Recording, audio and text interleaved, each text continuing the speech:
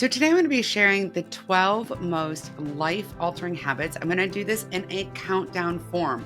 Now, it's really important for you to know that when I started working to create new habits and routines in my life, I really struggled. I had no experience with this. I had no real habits or routines growing up that were consistent. And so, for that reason, it was hard for me to create habits and routines. This was in no way an easy process. And when I started thinking about which habits and which routines were most important, absolutely essential, and the best place to start for literally everyone, I have to say I was a little bit surprised at how that list turned out to be so many things that feel a little bit intangible, but how those habits have such bizarrely tangible effects in our lives. So these 12 habits will help you accomplish your goals. They will help you get more in touch with yourself as a person. They will help you improve your life, and they will even pay off in ways like helping you scale your business or helping you get better with your finances, declutter your house, lose weight, and manage your health better, even though they're not specifically related to those things. And that's because of the way that they change how you view yourself and the world around you, and how you care for yourself and function in your everyday life. So let's get going. Number 12 is connection. Now, we as human beings are wired to be pack animals. Connection is really important to us. However, in the 21st century, connection can be a little bit challenging and difficult. And a lot of us really struggle to feel like we are connected to other people or to feel like we're part of a community, right? We're all sitting here going, I have no village. Where is my village?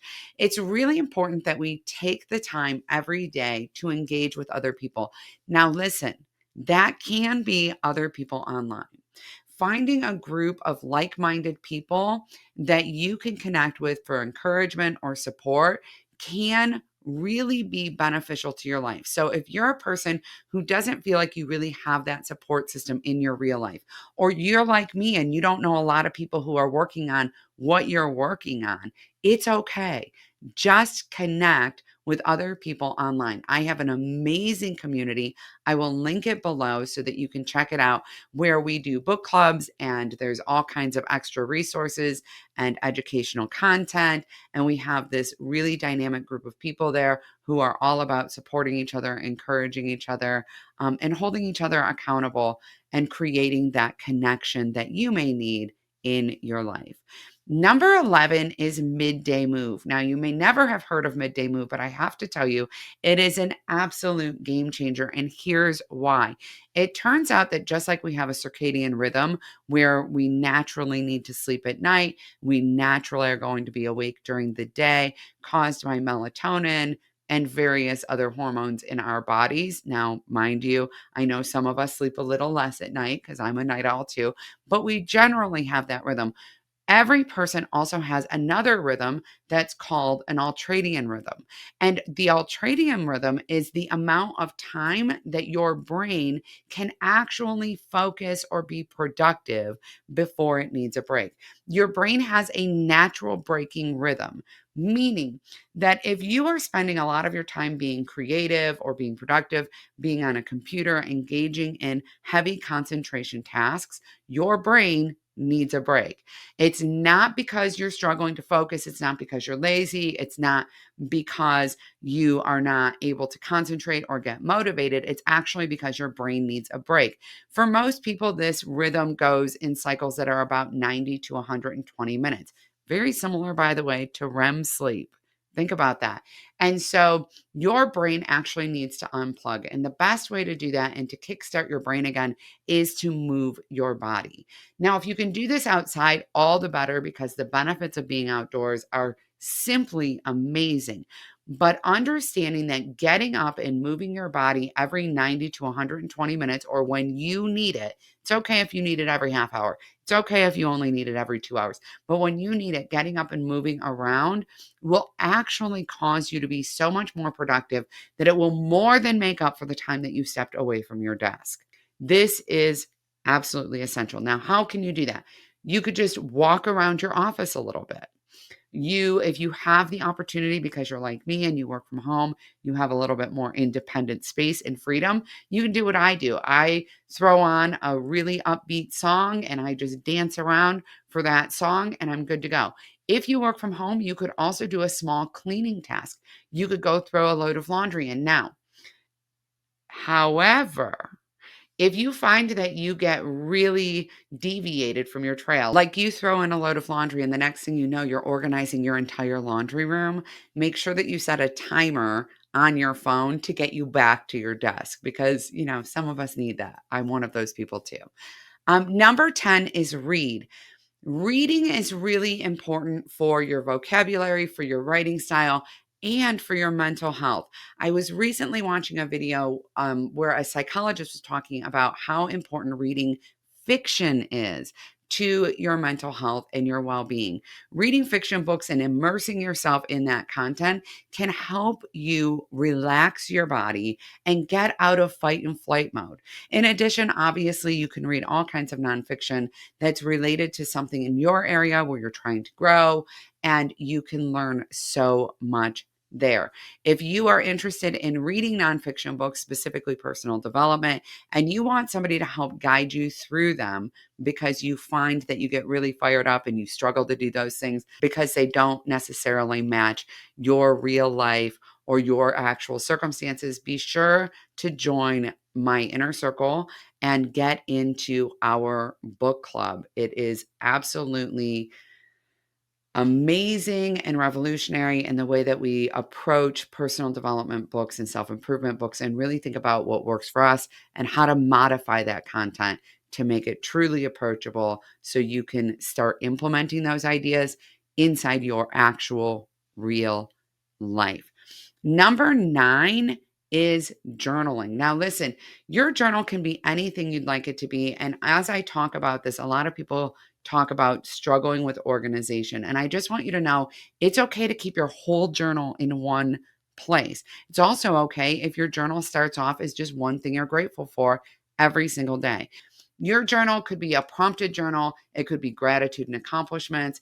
It could be brain dumping, which is amazing for trying to get to sleep at night, where you just drop everything in your head onto a piece of paper to get it out so you're not laying on the pillow thinking about it.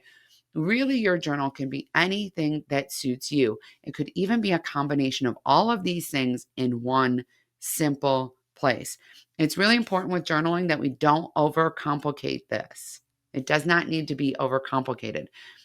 We simply need to do a little bit of writing every single day. And by the way, that writing could just be 1 or 2 words, literally. It's all right. Don't get overwhelmed by the journaling conversation. Number 8 is success setup. Success setup is something that I do twice a day, every single day. I do it when I get ready to leave work and I do it at the end of the night. And this is a process by which I go through my planner and my to-do list and I really evaluate what didn't get done that day. Does it really need to be done? Can I eliminate it from my list? And I think about whether it needs to be moved into a different part of my day, for example, or into a different day of the week because some of my tasks are more recurring with my work. One of the things I've discovered in doing success setup is that I really struggle with creative pursuits early in the day. And it's better if I have a writing project I need to do or something like that, that I schedule it in the afternoon. So when we are going through our planner, it's not simply about moving everything to the next day. It's also about checking in with yourself and getting curious about what's working for you and what's not. So often we get into a space where we're frustrated with ourselves. We beat ourselves up about what didn't get done and how much time we wasted. And we really lose the opportunity to create a more efficient and productive lifestyle just by observing our own natural rhythms. In addition, when I do success setup, I also complete my to-do list. For those of you who are not keeping a to-do list, oh my, this is an absolute must do. This is a place where I actually write down all the other little things I got done in the day and cross them off. Yes, I write them and then immediately cross them off. It helps me remember that even though maybe I got distracted today, even though maybe I didn't get that one thing done today, I did a lot of other stuff. I tend to do a lot of little things throughout the day, and I bet you do too, that I'm not even aware of, that I don't even give myself credit for. And then I'm frustrated with myself when I don't get it done.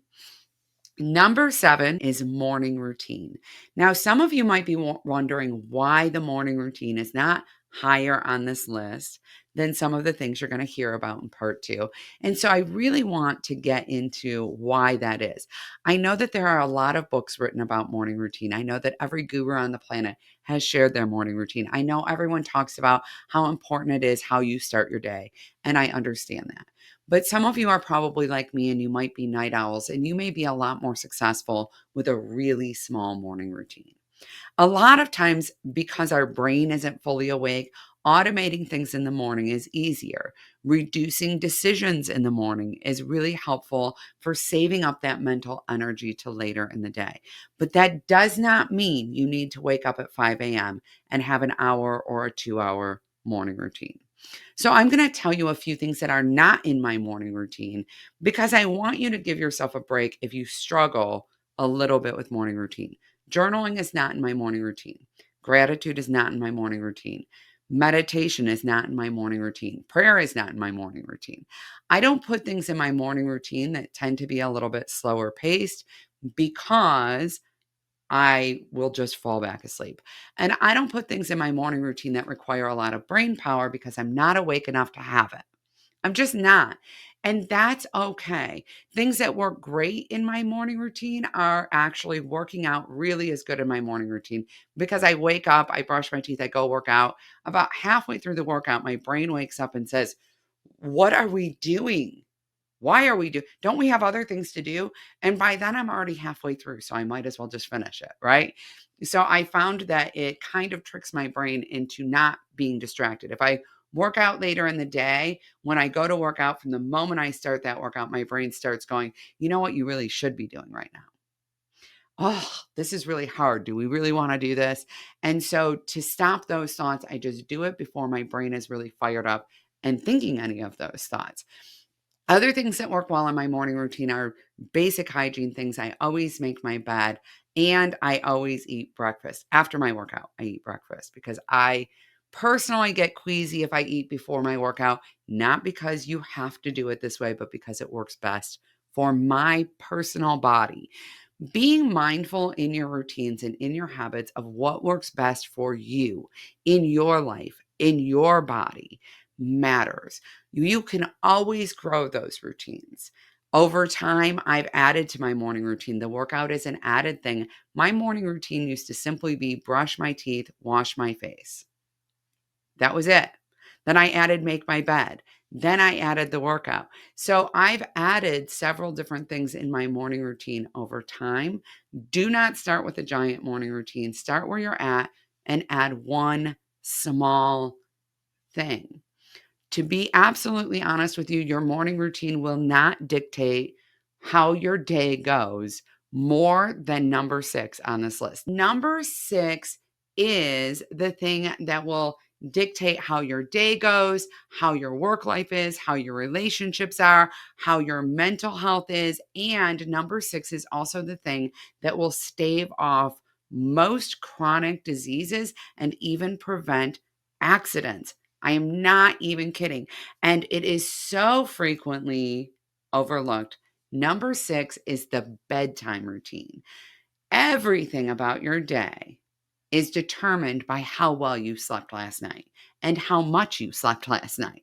And being able to sleep well, setting yourself up for a successful night's rest is absolutely the thing that will most impact how your day goes.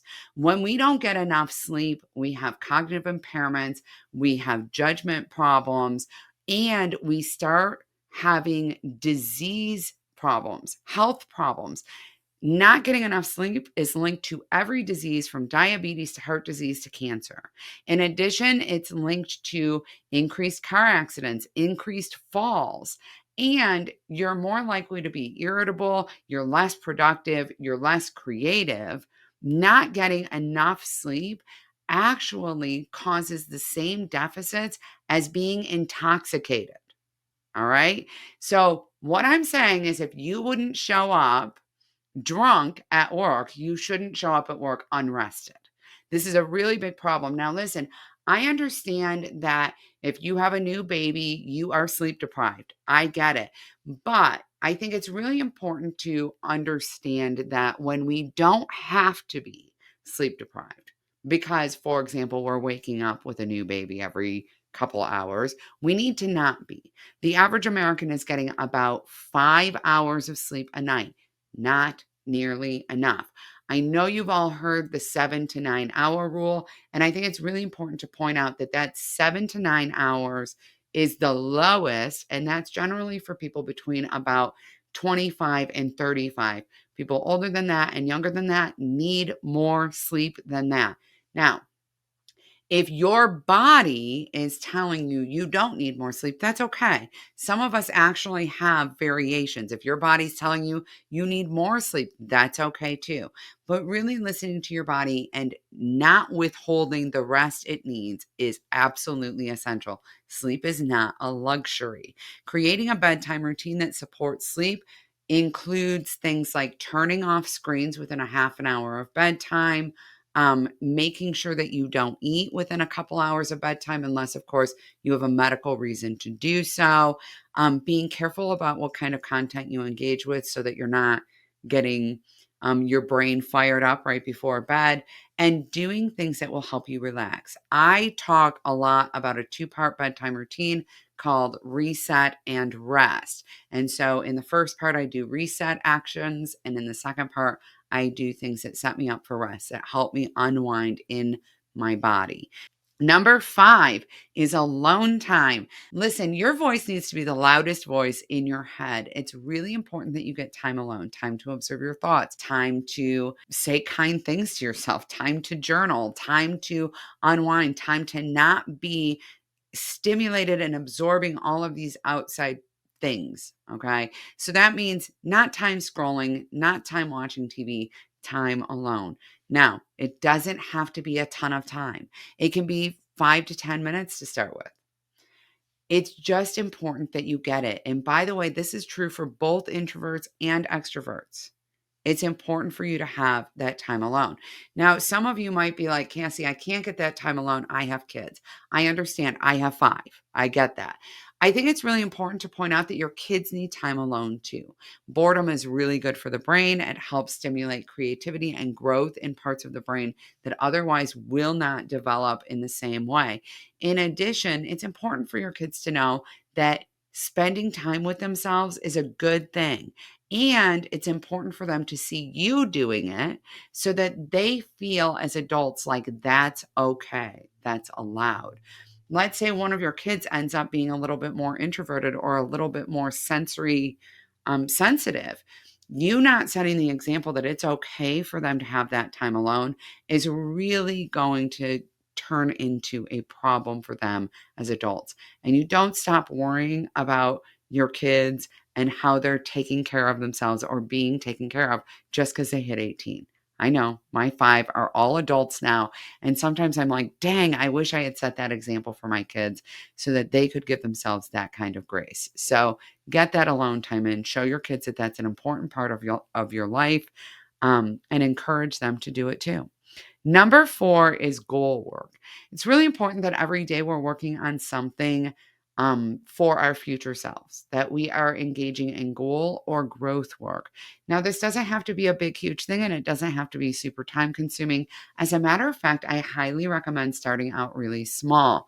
One of the best ways to do this is to find a supercharged habit related to your goals and start off with the very smallest part of the supercharged habit. Now, I'm talking in detail about supercharged habits in my habit masterclass. If it's before May 17th, you can still sign up for that. But if it's after May 17th, the replay is available in my inner circle. And so you can go ahead and get your hands on it there. Supercharged habits are habits that have a massive ripple effect. I tell people all the time, and I I will tell you, most people don't believe this until they try it, that if you create the intention of exercising every day and you start off by simply putting on your exercise clothes and your workout shoes, within 6 months, you're much more likely to be eating healthy, getting the adequate amount of sleep, have reduced stress hormones, and hydrating and working out. And it all just starts with putting on the tennis shoes. Now, listen, you might be thinking if I force myself to go to the gym every day for 2 hours a day, that would be even better, Cassie. But what I'm going to tell you is what this is really about is how this plays out long term. We're talking about creating these foundational habits, these foundational pieces to our supercharged habits so that we really get them entrenched in our lives and we're able to maintain them. So get that goal work in. Do something intentionally every day, even if it's just for a minute or 2 minutes a day, that is good for your future self, that is moving you in the direction in which you want to go. Number 3 is gratitude. Writing down something you're grateful for every single day changes the way that you see the world. It makes you look for things to be grateful for. And you know that the more that we are looking for something, the more that we find it. I have this friend of mine who is really focused on abundance mentality and money. She always felt like she would always financially struggle. She always felt like she would always have problems managing money. And so she started to try to change her mindset about money by reminding herself that she had always had provision. She actually had never in her life struggled financially. I did, so I was totally blown away that she was having this issue, even though she'd never struggled financially. And so she started looking for money, looking for evidence of this. And she got a jar, and every time she found any kind of change, she would pick it up and put it in the jar. And she was just shocked by how much change she could accumulate in a week or in a month. Because once she was looking for it, she started finding it everywhere, literally everywhere. And by the way, if you haven't tried this before, try it. But gratitude works the same way. If you're looking for things that are negative, you will find them. And if you're looking for things that are positive, you will find them. It's because your brain is searching for evidence of what it already believes. And that means that when you're looking for things to be grateful for, your brain is looking for opportunities to provide gratitude for you. And you intuitively have a better sense of what is going to pay off in the gratitude department, and you're more likely to be in that place at that time to receive that. Okay. This is not some kind of woo woo concept. This is actually about how your brain is wired and how your brain directs your senses and directs your intuition and your impulse to do or not do certain things. When you're focusing on gratitude, your brain wants to engage more in things that will bring about positivity, and things to be grateful for, rewarding things in your life.